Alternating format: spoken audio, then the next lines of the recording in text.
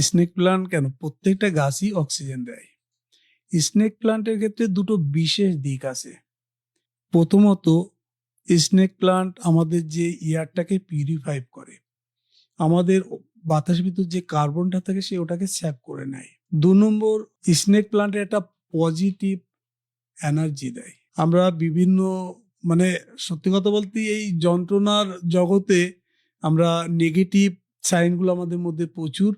ফলে সেক্ষেত্রে কিছুটা হলেও আমরা এই স্নেক প্লান্ট থেকে পজিটিভ সাইন আমরা পেতে পারি।